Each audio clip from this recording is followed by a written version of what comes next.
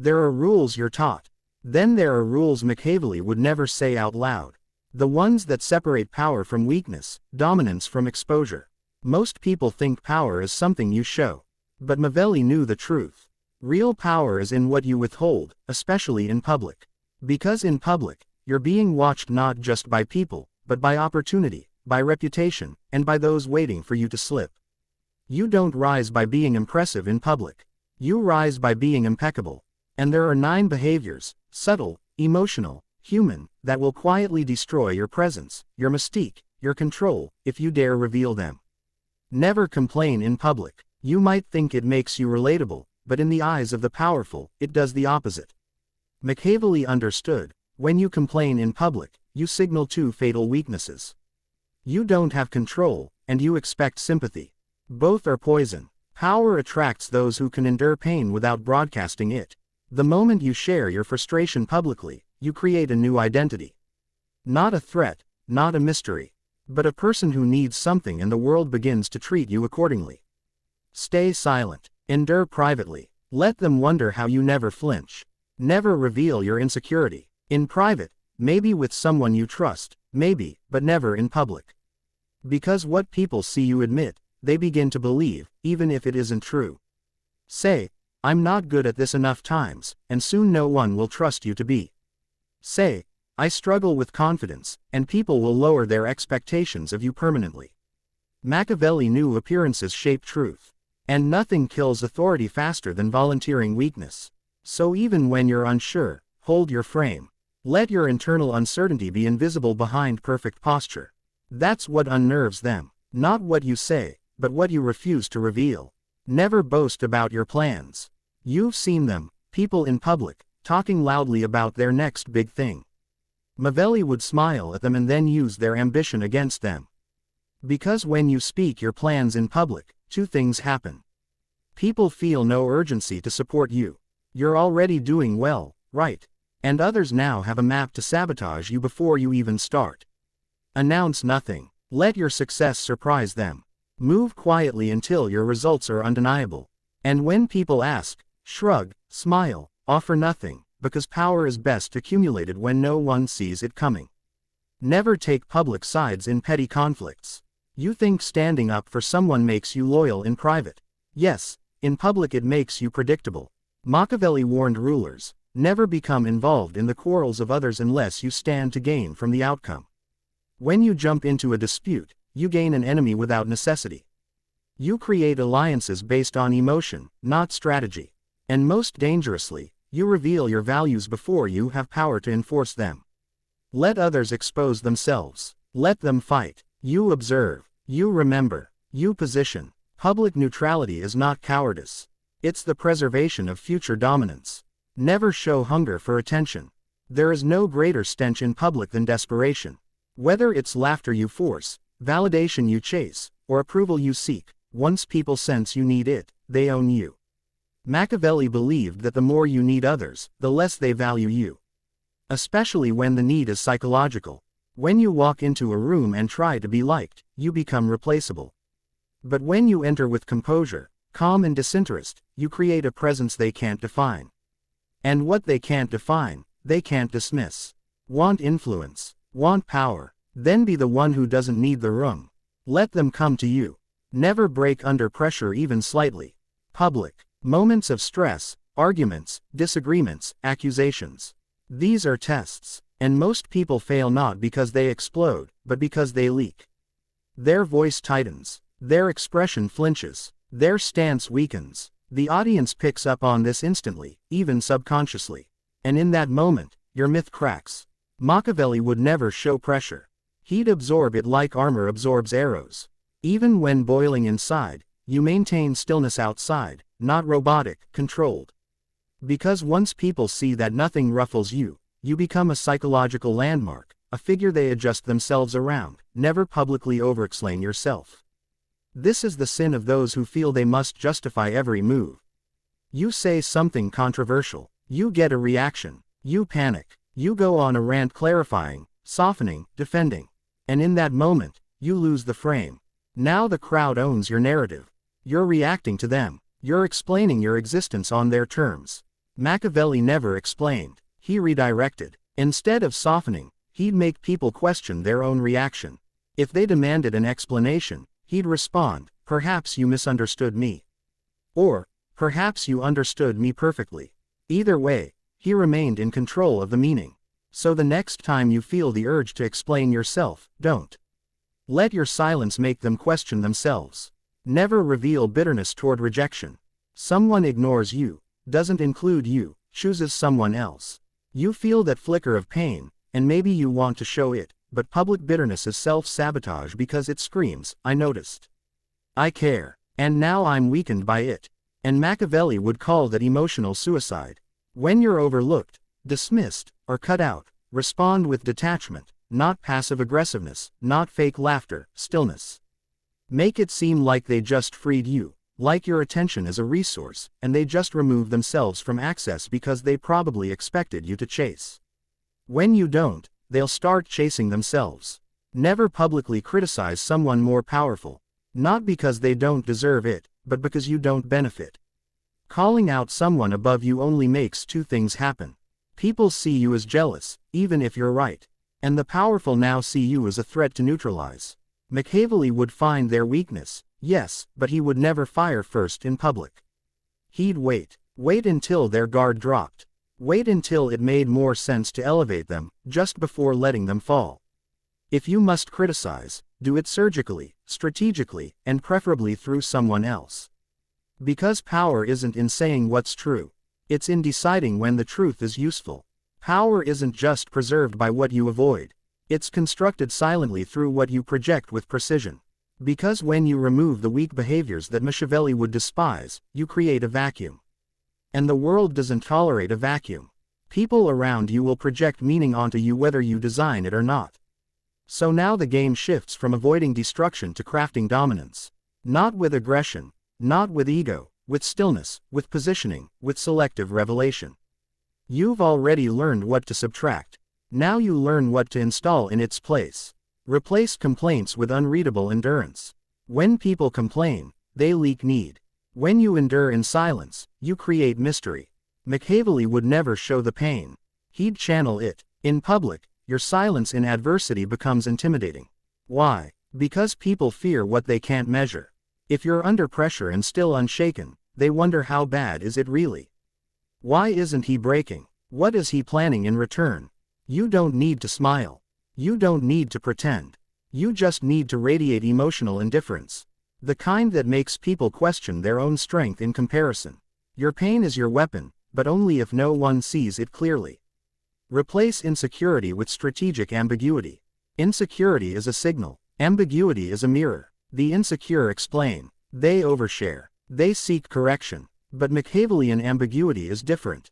It leaves people unsure on purpose. You don't say, "I don't know what I'm doing."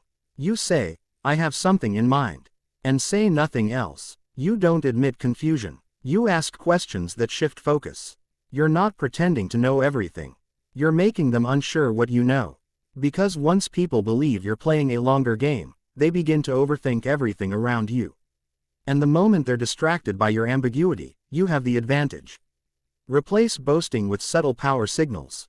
Announcing power weakens it, revealing it accidentally. That's how you own the frame. The powerful don't list their achievements. They let them leak. You're not a leader because you say you are. You are because people keep looking to you during uncertain moments.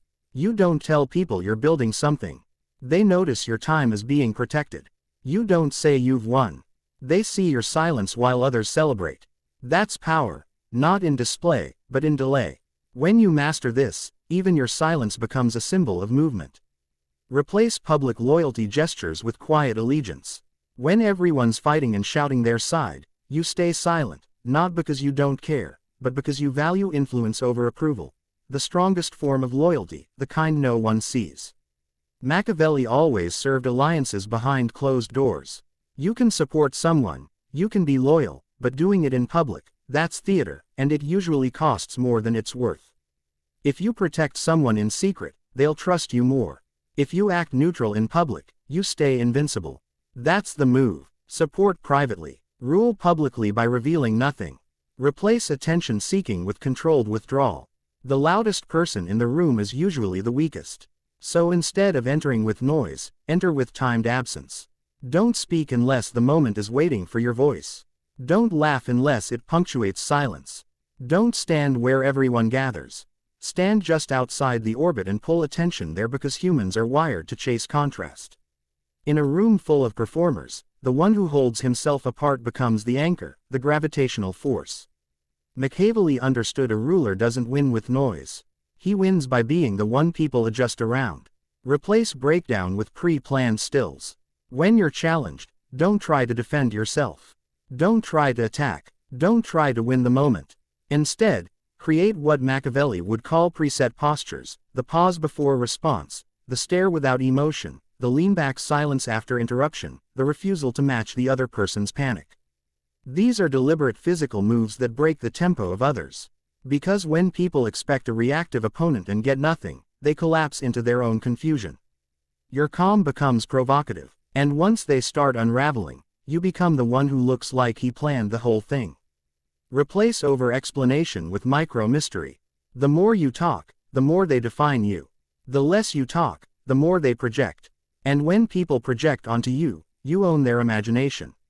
So instead of explaining your decision, respond with, "Let's see how it plays out." Instead of clarifying your behavior, simply say, "It made sense to me." Now they have to work to understand you. And in the work, they assign meaning that often exceeds your actual intent, which is perfect because Machiavelli never wanted to be understood. He wanted to be interpreted. And those interpretations were often more powerful than the truth. Replace bitterness with quiet exit. When rejected or ignored in public, you don't retaliate. You don't justify. You disappear. Not in anger. In cold, refined detachment. Because the person who removes themselves without spectacle creates discomfort in everyone else. You didn't argue. You didn't beg. You simply withdrew. Now the crowd fills in the gaps. Did he know something we didn't? Was this a move? Why does it feel like we just lost something valuable? You've made yourself scarce without damage. And that makes your return, if you choose to return, infinitely more powerful. Replace criticism with delayed precision. You never strike the moment someone offends you. Instead, you wait, you study, you let time peel back the layers of their weakness. Then one day in a different context, you expose a truth so specific, so surgical that it looks accidental, but it isn't. It's payback perfected by restraint. Machiavelli never said, "That man is weak." He let the man's actions prove it, and then whispered a single phrase to the right audience after the fall began. This is how power moves through words, not loudly, but with patience. Control without perception is just invisible effort. And Machiavelli never worked silently unless the silence made others paranoid. This is the next phase, shaping the image people build of you when you're not around. Because in public, you're not just presenting your character. You're installing your legend. That legend isn't built through what you say. It's built through what you let people assume and how you respond to their instincts. It's about curating power by bending perception before anyone has a chance to define you. Machiavelli didn't want to be understood. He wanted to be feared and followed with no clear explanation why. That's your goal now. Most people talk to fill silence. The Machiavellian speaks to create it. Public perception isn't shaped by what you say. It's shaped by the gaps between what you say. When you speak slowly, when you pause before answering, when you leave thoughts hanging in midair, people begin to lean in. They start assuming intelligence where there's silence. They project meaning where you've said nothing at all. This is your weapon. Say less, mean more. Let pauses become a kind of invisible punctuation that holds tension. Let people finish your sentences in their minds. You're no longer a person delivering content. You're a presence they must interpret. Control eye contact like a weapon. There are only two ways to destroy someone in public without touching them. Stare until they break or refuse to look at them at all. Machiavelli understood this long before psychology caught up. Your gaze in public isn't just about confidence. It's about positioning. When someone's trying to bait you, arguing or overcompensating, hold their eyes calmly. Never flinch. Never overfocus. Just wait. They'll eventually shift away, and the moment they do, everyone watching knows who really won. And if someone beneath you tries to provoke you, ignore their presence entirely. Not with arrogance, with cold detachment, that silence, that refusal to even engage. Visually, it turns them into nothing and the crowd sees it. Now they know your social ranking without a word spoken. Respond to provocation with calm redirection. The most dominant people in the room aren't the ones who win arguments. They're the ones who never appear to even join them. When someone tries to corner you with criticism or sarcasm in public, you don't defend. You don't escalate. You pivot. You smile faintly. You redirect the topic so elegantly it makes the aggressor look childish. And the room notices. They see you didn't need to win the moment. You simply walked past it. That's presence. And once people understand that you can't be baited, they stop trying. They adjust to your tempo. Now you control not just perception, you control the entire emotional temperature of any space you enter. Build a myth around your absence. The strongest moments of public power come when you're not even present. Because if you craft your image carefully enough, people begin to speak about you. When you leave, you say very little. You reveal even less, but you move in a way that creates curiosity. And curiosity breeds narrative. They start asking, what's he up to now? Did you see how calm he stayed when I heard he's working on something big? You've installed a myth, a low-frequency myth that travels through rooms without you. To build this, be just slightly less accessible than expected. Leave events early. Enter moments late. Say just enough to suggest depth, never the full picture. And when someone brings up your name in conversation, let there always be a pause, a respect, a slight caution, a question mark.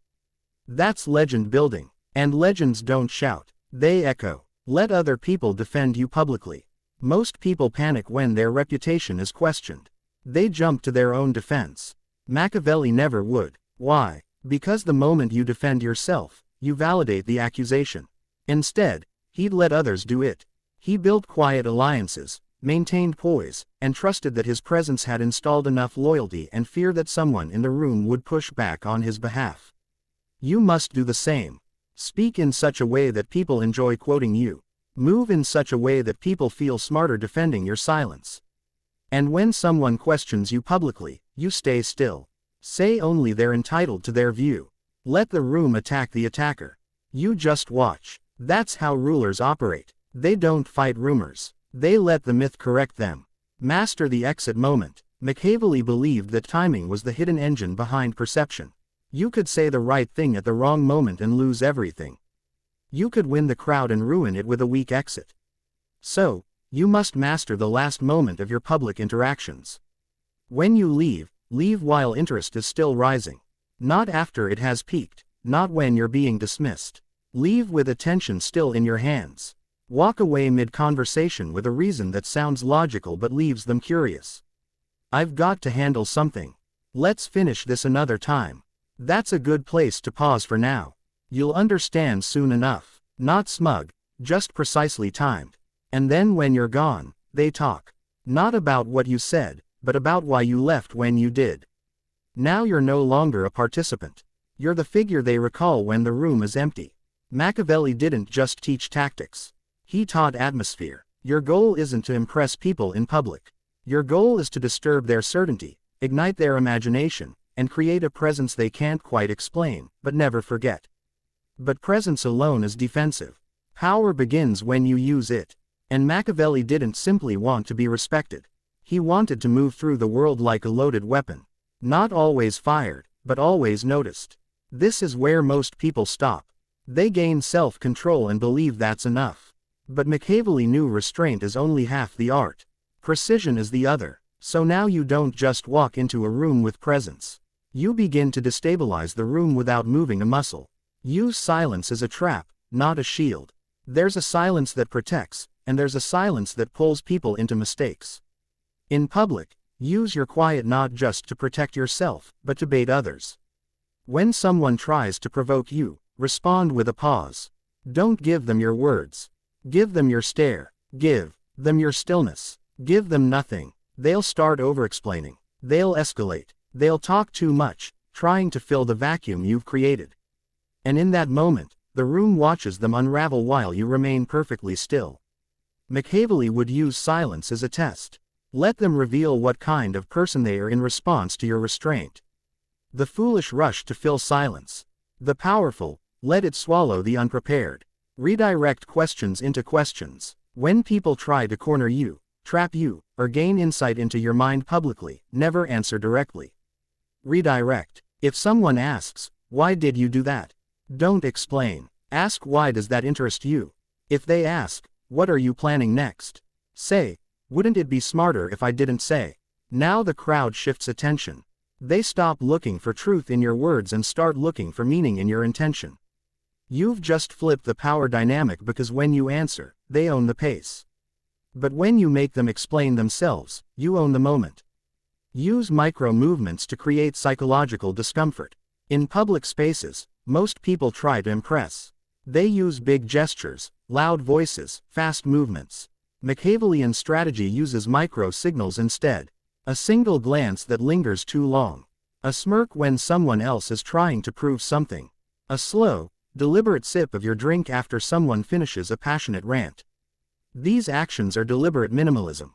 They say, "I'm not reacting because I already understand this moment better than you." It's dominance without volume. It's threat without words. These moves create unexplained discomfort, and that's where your power lives.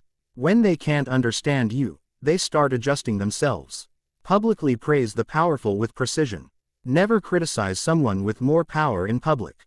You already know this. But what Machiavelli would do instead is offer public praise strategically in ways that double as protection. You don't flatter randomly. You identify someone powerful and say something sharp, simple, and undeniable about their strength. His timing is always perfect.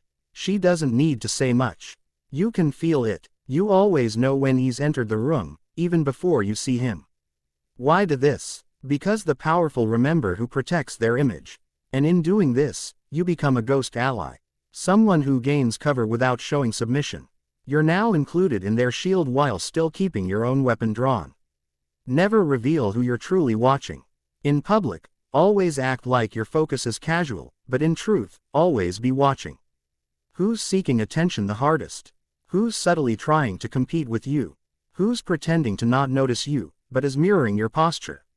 Machiavelli would scan the room without ever letting the room know it was being scanned. Because your power in public isn't just in commanding attention. It's in gathering data without being noticed. The person who watches everyone is dangerous. The person who watches quietly is unstoppable. When you see patterns, when you know who's envious, who's insecure, who's pretending, you gain the power to manipulate them slowly. Not today, not tomorrow, but when it matters. Respond to disrespect with calculated absence. Nothing destabilizes a public group dynamic more than your sudden silence. If someone cuts you off, undermines you, subtly tries to dismiss you, don't retaliate. Don't prove them wrong. Withdraw. Withdraw your energy, your words, your attention. Speak to others. Change direction. Let the person realize they just removed themselves from your world without you even flinching. The crowd will notice, and the disrespectful one, they'll feel colder than expected. They'll start performing harder, and in doing so, they lose control of themselves. You don't punish them. You vanish from their interest. And now their insecurity punishes them. Drop timed phrases that people replay later. A well-timed sentence is more dangerous than a 5-minute speech. You don't need to be the loudest person in the room. You need to drop one sentence that everyone replays in their mind after you leave. Machiavelli used to say, "Everyone sees what you appear to be. Few experience what you really are." You want to echo that principle with your own words. Things like, "You'll understand later." Sometimes silence is louder than shouting. Power doesn't respond, it observes. You say it calmly in passing without emphasis and it stays with them. They can't explain why, but they replay it. That's how you create psychological follow-through. Your presence extends beyond your voice. Your voice becomes ritual. Let public spaces turn you into a living riddle. Most people walk into a room hoping to be seen.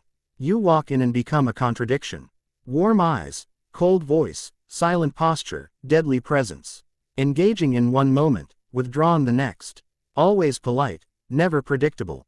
This dissonance makes people pay attention because their brain can't settle on who you are. And in that space, that confusion, you become unforgettable. You're not just a person. You're a force they're trying to label but can't. That's what Machiavelli would construct.